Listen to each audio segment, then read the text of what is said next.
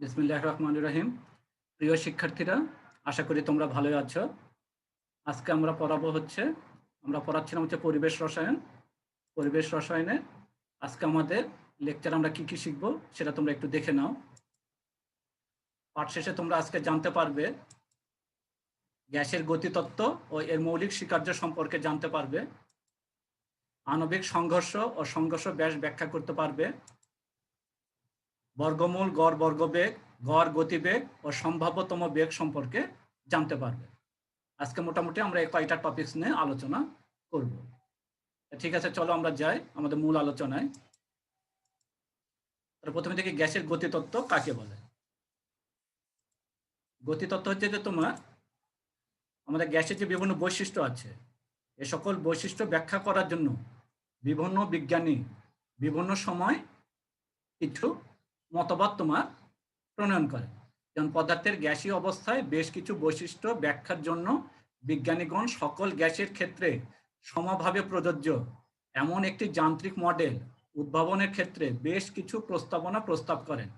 এসব প্রস্তাবনার সমন্বিত রূপকে গ্যাসের গতিতত্ত্ব বলে। তারা যে সকল প্রস্তাবনা দিয়েছিল সকল প্রস্তাবনা কিন্তু তোমার গ্রহণ হয়নি। এর মধ্যে যে সকল প্রস্তাবনা গ্রহণ হয়েছিল তাদের সমন্বিত রূপকে গ্যাসের গতিতত্ত্ব বলা হয়। তাহলে এখন দেখবো যে তারা কি কি প্রস্তাব দিয়েছিল এবং কোন প্রস্তাবগুলো তোমার গৃহীত হয়েছিল, সেগুলোকে আমরা কি বলি? গ্যাসের গতিতত্ত্বের মৌলিক স্বীকার্য। সেই স্বীকার্যগুলো এখন আমরা দেখব। গ্যাসের গতিতত্ত্বের মৌলিক স্বীকার্য। প্রথম হচ্ছে গ্যাসের গঠন। গ্যাসের গঠন সম্পর্কিত তোমার যে স্বীকার্য ছিল সেই স্বীকার্য তোমার বলা হয়েছে যে, দেখো পাশে একটা চিত্র দেওয়া আছে, এই চিত্রে বিভিন্ন গ্যাসের অণুগুলো তোমার অনবরত ঘোরাফেরা করছে এবং সবগুলো কিন্তু হচ্ছে তোমার গোলাকার। গ্যাসের গঠন সম্পর্কিত স্বীকার্যে বলা হয়েছে সকল গ্যাস তার নিজস্ব অসংখ্য ক্ষুদ্র গোলাকার, মানে এরকম ক্ষুদ্র গোলাকার এবং স্থিতিস্থাপক কণা দ্বারা গঠিত। এসব কণাকে সাধারণভাবে অণু বলা হয়, তবে নিষ্ক্রিয় গ্যাসের ক্ষেত্রে এসব কণাগুলোকে বলা হয় পরমাণু। তাহলে অন্যান্য সকল গ্যাসের ক্ষেত্রে এই ক্ষুদ্রতম অণুগুলোকে বলা হবে, কণাগুলোকে বলা হবে অণু, আর নিষ্ক্রিয় গ্যাসের ক্ষেত্রে এগুলোকে বলা হবে পরমাণু। কারণ আমরা তো জানি যে নিষ্ক্রিয় গ্যাসের স্বাধীন অস্তিত্ব আছে, কিন্তু অন্যান্য গ্যাসের পরমাণুগুলোর কিন্তু স্বাধীন অস্তিত্ব নেই। যে কোনো নির্দিষ্ট গ্যাসের প্রত্যেকটা অণুর আকার এবং ভর কিন্তু একই রকম হবে। মনে করো এখানে যদি আমার হাইড্রোজেন গ্যাস থাকে, তাহলে প্রত্যেকটা হাইড্রোজেনের অণুর আকার এবং তার ভর কিন্তু একই রকম হবে। তাহলে এটা হচ্ছে আমাদের গ্যাসের গঠন সম্পর্কিত আমাদের স্বীকার্য। তাহলে এরকম আরো কিছু চিত্র আছে, দেখো এখানে গ্যাসের অণুগুলো তোমার এক জায়গা থেকে আরেক জায়গায় এরকম তোমার ইতস্তত ভাবে তোমার ঘোরাফেরা করছে। পরের চিত্রটা আমি বিভিন্ন চিত্র দিয়েছি, সব চিত্র মোটামুটি একই রকম, এগুলো একটু বোঝানোর জন্য, তোমাদের জিনিসগুলো ক্লিয়ার হওয়ার জন্য। তাই এই অণুগুলো তোমার এখানে আসছে, এই অণুগুলো এই পাশের ওয়ালে ধাক্কা দেওয়ার পিছনে ব্যাক করছে, এই অণুটা তোমার উপরে ছাদে ধাক্কা দেওয়ার পিছনে ব্যাক করছে, এরকম তোমার বিভিন্ন দিকে তারা বিভিন্নভাবে ঘুরছে এবং তারা নিজেদের মধ্যে সংঘর্ষ করছে, প্লাস তোমার পাত্রের দেয়ালের সাথেও তারা সংঘর্ষ করছে। আমাদের সেকেন্ড স্বীকার্যটা হচ্ছে গ্যাসের অণুসমূহের আয়তন।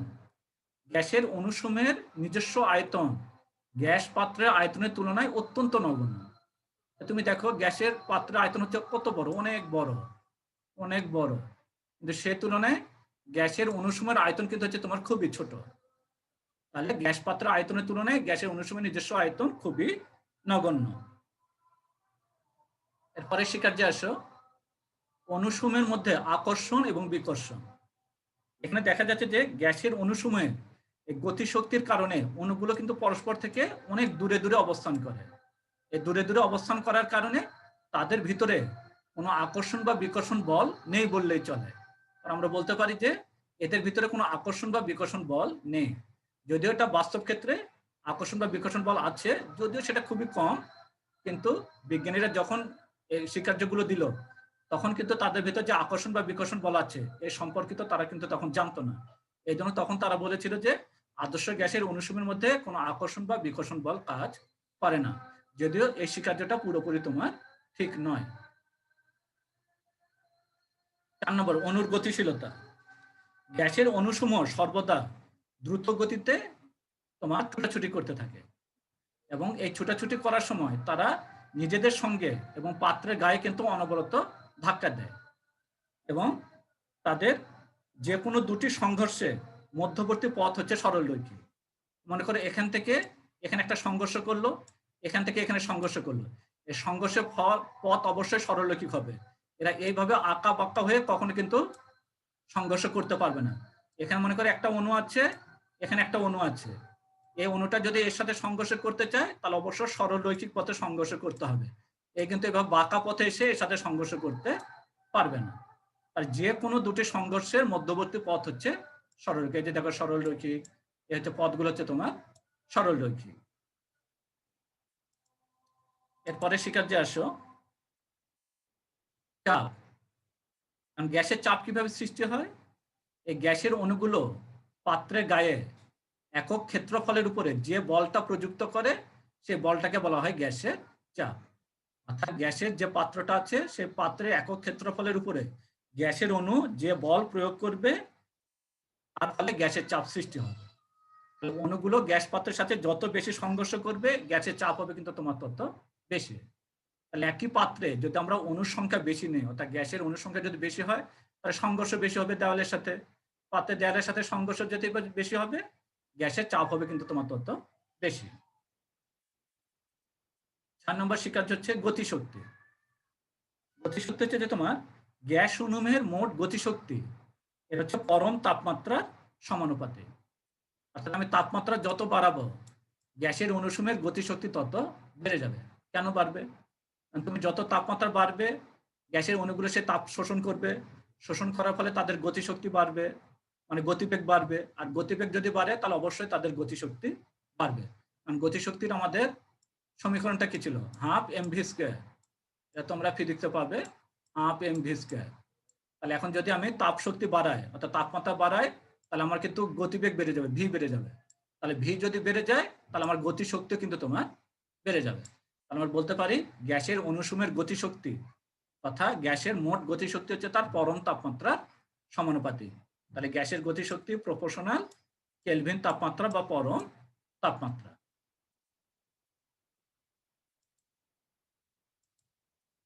তাহলে আমরা পরের শিকার্যে চলে যাই। গড়মুক্ত পথ। গড়মুক্ত পথ কাকে বলে? দেখো এখানে সংজ্ঞা আমি দিয়েছি। গ্যাস অণুসমূহের সংঘর্ষে মধ্যবর্তী দূরত্ব সমূহের গড় মানকে গ্যাস অণুর গড় মুক্ত পথ বলে। আমরা তো দেখছি যে গ্যাস অণুগুলো নিজেদের ভিতর প্রচুর সংঘর্ষ করে। এই সংঘর্ষের সময় তারা কিছুটা দূরত্ব অতিক্রম করে। প্রতিটা সংঘর্ষের মধ্যবর্তী যে দূরত্ব আছে সেই দূরত্বের যে গড় মান সেই গড় মানকে বলা হবে গ্যাস অণুর গড় মুক্ত পথ। দেখো তোমার এখানে এই একটা অণু মনে করে এখান থেকে এখানে আসছে, সংঘর্ষ করছে, এই সংঘর্ষ করলো, এখানে সংঘর্ষ করলো, এখান থেকে এখানে গেল, এখানে আসলো, এখান থেকে আরেকটা সংঘর্ষ করলো। তাহলে সংঘর্ষ করার ফলে এখানে যে তার মধ্যবর্তী যে দূরত্বটা অতিক্রম করছে এই দূরত্বগুলোকে এই সংঘর্ষের সংখ্যা দ্বারা যদি ভাগ করো তাহলে আমরা যে গড় মান পাবো সেই গড় মানকে বলা হবে গ্যাস অণুর গড় মুক্ত পথ বা ইংলিশে বলা হয় মিন ফ্রি পাথ। তাহলে আমরা এক্সাম্পল হিসেবে যদি দিতে চাই, মনে করো পরপর 4টি সংঘর্ষে প্রতিটির মধ্যবর্তী দূরত্ব যথাক্রমে এ বি সি ডি হলে গড়মুক্ত পথ হবে, মনে করো একটা অণু, তাহলে এখান থেকে এখানে সংঘর্ষ করলো একটা সংঘর্ষ, এখানে গেল এখানে 2টা সংঘর্ষ, 3টা সংঘর্ষ, 4টা সংঘর্ষ। পরপর 4টা সংঘর্ষের ফলে এখানে তাদের মধ্যবর্তী দূরত্ব কত? প্রথম সংঘর্ষের মধ্যবর্তী দূরত্ব হচ্ছে এ, দ্বিতীয় হচ্ছে বি, তৃতীয় সংঘর্ষের মধ্যবর্তী দূরত্ব সি, চতুর্থ সংঘর্ষের মধ্যবর্তী দূরত্ব হচ্ছে ডি। তাহলে টোটাল মধ্যবর্তী দূরত্ব অর্থাৎ A plus B plus C plus D এটা যোগ করে এখানে যদি আমি 4টা সংঘর্ষ অর্থাৎ 4টা সংঘর্ষ হয়েছিল 4 দিয়ে যদি ভাগ করি তাহলে আমরা গ্যাস অণুর গড় মুক্ত পথ পাবো। এটা কিন্তু তোমাদের সংজ্ঞাতে আসে, সৃজনশীলে 1 নম্বর মানে 1-এর কতে কোশ্চেনটা আসে। যদি খতে আসে তাহলে তোমার চিত্র সব বুঝিয়ে দিতে হবে, আর কতে যদি আসে তাহলে শুধু সংজ্ঞাটা দিয়ে দিলে তোমার হবে। তাহলে আমরা লিখতে পারি গড় মুক্ত পথ এল সমান হচ্ছে A plus B plus C plus D অর্থাৎ 4টা সংঘর্ষের মধ্যবর্তী দূরত্বের যোগফল প্লাস সংঘর্ষের সংখ্যা। তুমি যদি এখানে 100টা সংঘর্ষের মধ্যবর্তী দূরত্ব যোগ করো তার নিচে 100 দিয়ে ভাগ করলে আমরা যে গড় মান পাবো সেই গড় মানকে বলা হবে গড় মুক্ত পথ। অর্থাৎ এই গড় মুক্ত পথ, এই পথ ধরে অণুসমূহগুলো কিন্তু চলাফেরা করতে পারে। সংঘর্ষের সময় অণুগুলোর মধ্যে শুধু সংঘর্ষের জন্য যে সময় ব্যয় হয় তা দুটো সংঘর্ষের মধ্যবর্তী সময়ের তুলনায় অতি নগণ্য। মনে করে এই অণুগুলো তো অনবরত তারা একে অপরের সাথে কিন্তু সংঘর্ষ করছে। তাহলে এই একে অপরের সাথে বিভিন্ন, তাহলে একটা অণু এটার সাথে সংঘর্ষ করছে, আর এক অণু এটার সাথে সংঘর্ষ করছে, আর এক অণু আরেকটার সাথে সংঘর্ষ করছে। এই শুধু সংঘর্ষের জন্য যে সময় ব্যয় হয়, তাহলে এরকম কিন্তু পরপর দুটা সংঘর্ষের জন্য যে সময় ব্যয় হবে তার চাইতে কিছুটা নগণ্য হবে। তাহলে এই জন্য বলা হয় শুধু সংঘর্ষের জন্য যে সময় ব্যয় হয় তা পরপর দুটি সংঘর্ষের মধ্যবর্তী সময়ের তুলনায় অতি নগণ্য।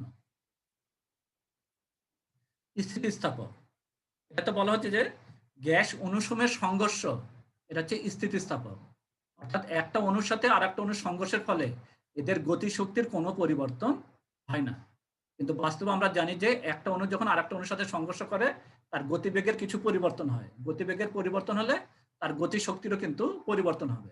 কিন্তু আদর্শ গ্যাসের অণুসমূহের ক্ষেত্রে ধরা হয়েছে যে এদের সংঘর্ষগুলো স্থিতিস্থাপক।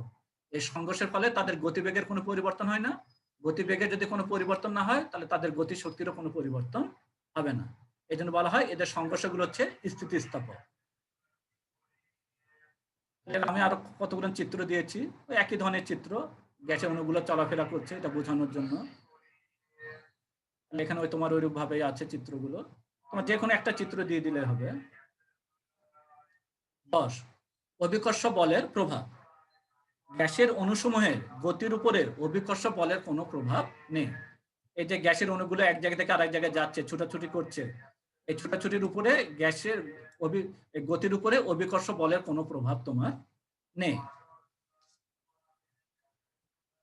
এরপরে স্বীকার্য গ্যাসের অণুর অবস্থান। গ্যাস পাত্রের তুলনায় আমরা তো জানি গ্যাসের অণুগুলো হচ্ছে খুবই ছোট।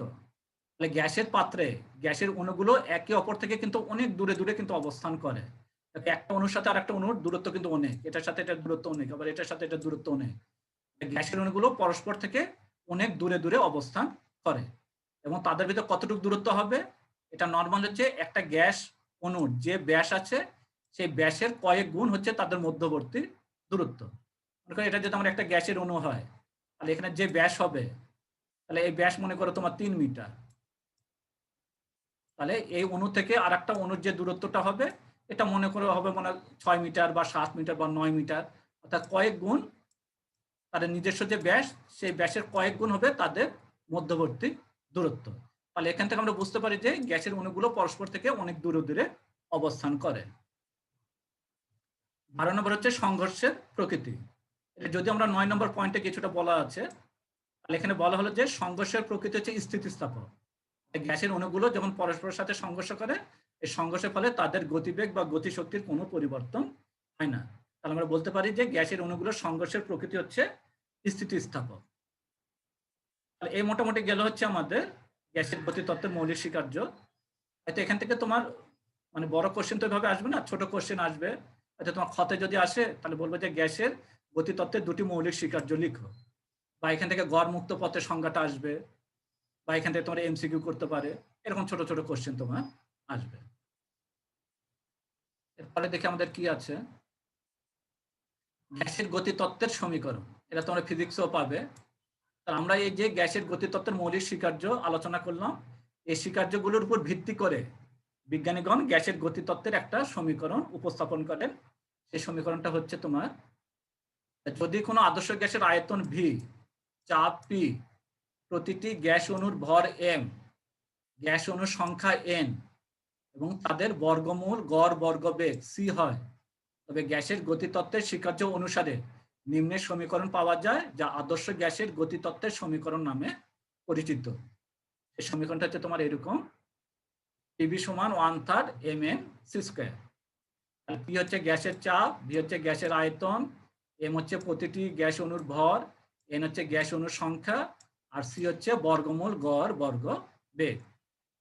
এই গ্যাসের গতিতত্ত্বের সমীকরণ বা গ্যাসের গতীয় সমীকরণ থেকে আমরা বয়েলের সূত্র, চার্লসের সূত্র, অ্যাভোগাড্রোর সূত্র, ডাল্টনের আংশিক চাপ সূত্র, গ্রাহামের ব্যাপন সূত্র, সবগুলো সূত্র কিন্তু আমরা প্রতিপাদন করতে পারি। আমরা নেক্সট ক্লাসে এটা আমরা দেখাবো প্রতিপাদনগুলো। এরপরে টপিক আসছে আণবিক সংঘর্ষ কাকে বলে। এটা তোমার পথে আসতে পারে। আণবিক সংঘর্ষ হচ্ছে যে দুটি অণু সম্ভাব্য ন্যূনতম দূরত্বে এসে এদের মধ্যে বিকর্ষণের কারণে বিপরীত দিকে ফিরে যাওয়াকে আণবিক সংঘর্ষ বলে। এখানে একটা গ্যাসের অণু আছে, এখানে একটা গ্যাসের অণু আছে। এরা প্রথমে কিন্তু অনেক দূরে দূরে ছিল, তাদেরকে প্রথমে আমরা পরস্পরের কাছাকাছি নিয়ে আসলাম, নিয়ে এসে ন্যূনতম এইটুক দূরত্বে আনার পরে এদেরকে কিন্তু আর কম দূরত্বে কিন্তু আনা যাবে না, কারণ এর চাইতে আর কম দূরত্বে আনলে তখন এই অণুগুলোর চারিদিকে তো ইলেকট্রন মেঘ আছে, অর্থাৎ ইলেকট্রনগুলো এদিকে ঘুরছে, এই অণুর চারিদিকে কিন্তু ইলেকট্রন মেঘ আছে, তখন এই ইলেকট্রন মেঘগুলো কিন্তু পরস্পরের সাথে বিকর্ষণ করে। ওই বিকর্ষণের কারণে তখন অণুগুলো আবার বিপরীত দিকে কিন্তু চলে যায়। তাহলে একটা ন্যূনতম দূরত্বে আসার পরে তাদের মধ্যে বিকর্ষণের কারণে অণুগুলো যখন বিপরীত দিকে যায়, সেই ঘটনাটাকে বলা হচ্ছে আণবিক সংঘর্ষ। তাহলে এই ন্যূনতম দূরত্বের চাইতে আরো কম দূরত্বে কিন্তু এদেরকে আনা যাবে না, আনলে তারা বিকর্ষণ শুরু হয়ে যাবে, তখন তারা পিছন দিকে চলে যাবে। সেই চলে যাওয়ার এই ঘটনাটাকে বলা হচ্ছে আণবিক সংঘর্ষ। সংঘর্ষ ব্যাস কাকে বলে?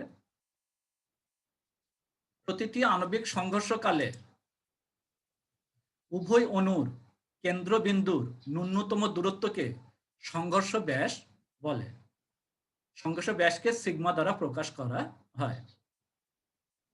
মনে করো এই দুটো অণু ন্যূনতম যখন এই দূরত্বে আসবে তখন কিন্তু তাদের মধ্যে বিকর্ষণ শুরু হবে। ওই বিকর্ষণ যখন শুরু হবে সেটাকে তো আমরা কি বলছি? আণবিক সংঘর্ষ।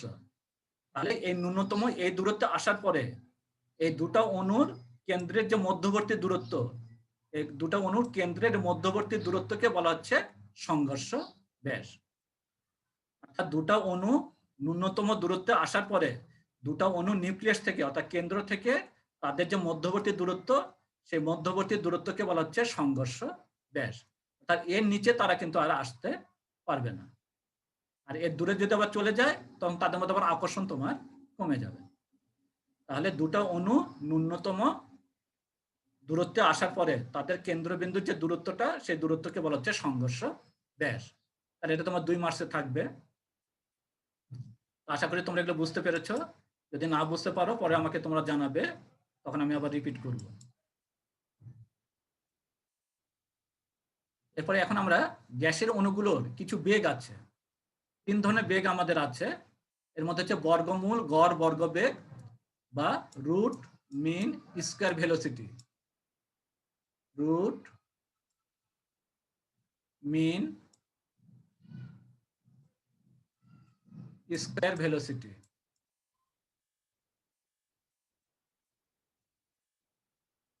ভেলোসিটি ভেলোসিটি মানে তো বেগ। তাহলে আমাদের অনুসরণের মধ্যে যত ধরনের বেগ আছে এর মধ্যে আরএমএস বেগ বা বর্গমূল গড় বর্গবেগ এটা তোমার বেশি প্রচলিত। তাহলে নাম থেকেই তোমার এটা সংজ্ঞাটা তুমি বের করতে পারবা। রুট মানে হচ্ছে বর্গমূল, মিন মানে হচ্ছে গড়, স্কয়ার মানে হচ্ছে বর্গ, আর ভেলোসিটি মানে হচ্ছে বেগ। তাহলে আমরা এই নাম থেকে আমরা এটা সংজ্ঞাটা দিতে পারি। একটা গ্যাস অণু প্রত্যেকটা বেগ নিয়ে তাকে প্রথমে আমরা কি করব? বর্গ করব। স্কয়ার মানে কি? বর্গ করব। সেই বর্গটা আমরা কি করব? গড় করব। সেই গড় মানকে যদি আমরা বর্গমূল করি তাহলে আমরা যে বেগটা পাবো বা যে মানটা পাবো সেই মানটাকে বলা হবে বর্গমূল গড় বর্গ বেগ। দেখো আমি এখানে সংজ্ঞাটা দিয়েছি, এই সংজ্ঞাটা তোমরা মুখস্থ করে নিবে। নির্দিষ্ট তাপমাত্রায় কোনো গ্যাস অণুসমূহে বিভিন্ন গতিবেগের বর্গের গড় মান গ্রহণ করে তার বর্গমূল করলে যে মান পাওয়া যায় তাকে ওই গ্যাসের অণুসমূহে বর্গমূল গড় বর্গবেগ বলে। একে সি দ্বারা প্রকাশ করা হয়। বিভিন্ন গতিবেগের বর্গ করব, বর্গের গড় মান করব, তারপর তাকে বর্গমূল করব, করলে আমরা যে মানটা পাবো তাকে বলা হবে বর্গমূল গড় বর্গবেগ। মনে করো একটি গ্যাস পাত্রে n সংখ্যক অণু আছে, n সংখ্যক অণুর প্রত্যেকটার গতিবেগ আলাদা আলাদা। মনে করো প্রথম অণুর গতিবেগ c1, দ্বিতীয় অণুর গতিবেগ c2, তৃতীয় অণুর গতিবেগ c3 এবং n সংখ্যক অণুর গতিবেগ হচ্ছে cn। তাহলে প্রত্যেকটা অণুর গতিবেগ নিয়ে এদেরকে প্রথমে কি করব? বর্গ করব। c1 অণুর গতিবেগ হচ্ছে c1, প্রথমে একে বর্গ করব। c2 অণুর গতিবেগ c2 বর্গ করব। c3 অণুর গতিবেগ c3 এটার বর্গ করব, করে তাদেরকে যোগ করব। যোগ করে যদি আমি n দিয়ে ভাগ করি তাহলে কি পাবো, গড় মান পাবো। পরে এটাকে যদি আমি বর্গমূল করি তাহলে আমরা পেয়ে যাবো হচ্ছে বর্গমূল গড় বর্গবেগ। সেটা দেখো আমি একটু ভালো করে দেখিয়েছি। বর্গমূল গড় বর্গ হবে c সমান c1 স্কয়ার প্রথম অণুর বেগের বর্গ, c2 square plus c3 square plus cn square. একে অণুর সংখ্যা n দ্বারা যদি ভাগ করি তাহলে আমরা গড় মান পেলাম, তাকে এখন আমরা রুট করলাম, রুট মানে হচ্ছে বর্গমূল করলে আমরা যে মানটা পেলাম সেই মানটাকে বলা হচ্ছে বর্গমূল গড় বর্গবেগ বা রুট মিন স্কয়ার ভেলোসিটি। কারণ আমরা এই চ্যাপ্টারে আমরা যে অঙ্কগুলো করব সেখানে অণুর যে বেগটা লাগবে সবসময় কিন্তু আমরা এই সি এর মানটা ব্যবহার করব, বর্গমূল গড় বর্গবেগ, এটা দিয়ে কিন্তু আমরা অঙ্কগুলো করতে হবে। এখন আমরা অঙ্ক করার সময় আমরা বর্গমূল গড় বর্গবেগ আমরা কিভাবে ব্যবহার করি সেটা হচ্ছে এরকম, আরএমএস বেগের সাথে পরম তাপমাত্রা অর্থাৎ কেলভিন তাপমাত্রা এবং আণবিক ভরের সম্পর্ক, এই সম্পর্ক দিয়ে কিন্তু আমাদের অঙ্কটা করতে হবে। সি সমান সমান হচ্ছে √3 এই সমীকরণটা কিভাবে আসলো, এটা আসছে হচ্ছে আমাদের যে গ্যাসের গতিতত্ত্বের যে সমীকরণটা আমরা দেখেছিলাম, পিভি সমান 1/3 mn c square 1/3 mn c square. এই যেখানে যে সিটা, এই সিটা কিন্তু হচ্ছে বর্গমূল গড় বর্গবেগ। তাহলে এই সমীকরণটা প্রতিপাদন করলে আমরা আরএমএস বেগের ক্ষেত্রে এই সমীকরণটা আমরা পাই। আর এই সমীকরণের সাহায্যে বর্গমূল গড় বর্গের সাথে আণবিক ভর এবং পরম তাপমাত্রার একটা সম্পর্ক আছে। তোমার এই তাপমাত্রা দেওয়া থাকবে, গ্যাসের অণুর নাম দেওয়া থাকবে, গ্যাসের অণুর নাম দেওয়া থাকলে তো তুমি অবশ্যই আণবিক ভরটা বের করতে পারবে। তাহলে ওখান থেকে আমরা এই সমীকরণ বসালে কিন্তু আমরা এই বর্গমূল গড় বর্গবেগটা বের করতে পারবো। এই উপরে যে সমীকরণ, এই সমীকরণটা কিন্তু আমরা বের করতে পারি না, কারণ প্রত্যেকটা অণুর বেগ, মনে করো আমার এখানে যদি 500 কোটি অণু থাকে তাহলে 500 কোটির অণুর প্রত্যেকটার আলাদা আলাদা গতিবেগ বের করা খুবই টাফ। এবং একটা অণুর গতিবেগ এখনই বের করলাম, কিন্তু এটা যখন এখানে সংঘর্ষ করলো তখন তার গতিবেগ আবার চেঞ্জ হয়ে গেল, চেঞ্জ হবে কত হলো সেটা তো আবার বের করতে পারবো না। তাহলে এই জন্য আমরা এই উপরের সমীকরণ এটা দিয়ে আমরা বর্গমূল গড় বর্গবেগ বের করতে পারি না। আমরা বের করার জন্য আমাদের সহজ যে সমীকরণ সেটা হচ্ছে সি সমান √3/m, এটা দিয়ে আমরা বের করব। তাহলে গ্যাসের আরো যে দুটা গতিবেগ আছে সে দুটো এখন একটু দেখি। এই যে গ্যাসের অণুগুলো তোমার ঘোরাফেরা করছে, একে অপরের সাথে সংঘর্ষ করছে, সংঘর্ষের ফলে তাদের গতিবেগের কিন্তু সবসময় পরিবর্তন হয়। যদি আমরা শিকার্যে কিন্তু দেখেছি যে এই গতিবেগ হচ্ছে মানে পরিবর্তন হয় না, যেহেতু সংঘর্ষ হচ্ছে স্থিতিস্থাপক, কিন্তু আসলে কিন্তু ভুল। গড় গতিবেগ, কোন গ্যাসের অণুসমূহের বিভিন্ন গতিবেগের পাটিগণিতীয় গড়কে গড় গতিবেগ বলে।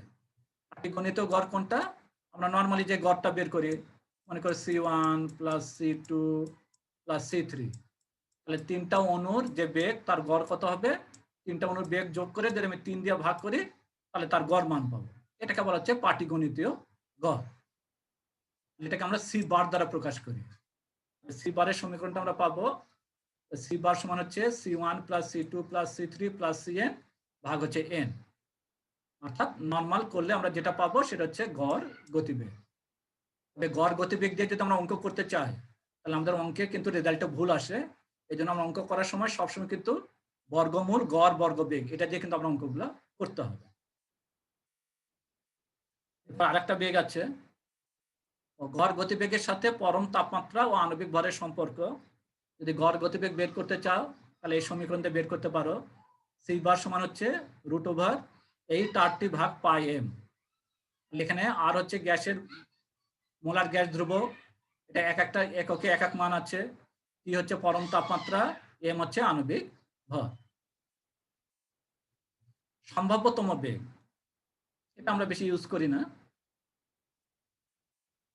এটা সংজ্ঞাটা দেখো, কোনো গ্যাসের অণুসমূহের বিভিন্ন গতিবেগের মধ্যে যে বেগটি সর্বাধিক সংখ্যক অণুর মধ্যে বর্তমান থাকে তাকে সম্ভাব্যতম বেগ বলে।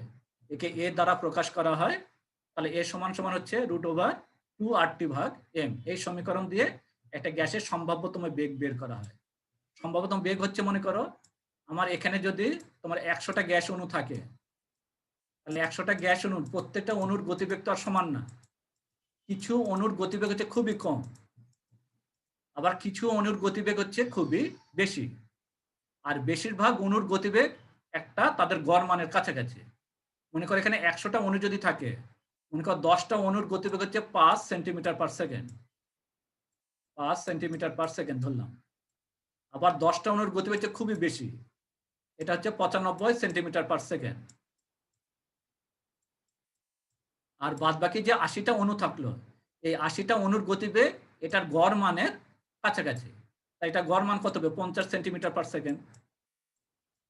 তাহলে বেশিরভাগ অণু তাহলে কোন গতিবেগটা ধারণ করলো? 50 সেন্টিমিটার পার সেকেন্ড। তাহলে 50 সেন্টিমিটার পার সেকেন্ডকে বলা হবে সম্ভাব্যতম বেগ। অর্থাৎ একটি গ্যাসের অণুগুলোর মধ্যে বেশিরভাগ অণু যে গতিবেগটা ধারণ করবে সেই গতিবেগটাকে বলা হয় সম্ভাব্যতম বেগ। ওই গতিবেগটা সাধারণত ওই কম সংখ্যক অণুর যে গতিবেগ ধারণ করে কম গতিবেগ, এবং কম সংখ্যক অণু যে বেশি সংখ্যক গতিবেগ ধারণ করে বেশি গতিবেগটা ধারণ করে তাদের গড় মানের প্রায় কাছাকাছি। এটা আমরা তেমন ইউজ করি না। এটা যদি কেউ বের করতে চাও তাহলে নিচের এই সমীকরণ দিয়ে তোমরা বের করতে পারো। এ সমান সমান √2RT/m, এই সমীকরণ আমরা বের করতে পারি। তাহলে আজকে আমাদের এই পর্যন্তই আমাদের ক্লাস ছিল। এর পরের দিনে আমরা গ্যাসের গতিতত্ত্বের সমীকরণ থেকে বিভিন্ন গ্যাসের সূত্র কিভাবে প্রতিপাদন করা যায় সেগুলো আমরা দেখব। তাহলে আজকে এই পর্যন্ত রাখি। আল্লাহ হাফেজ।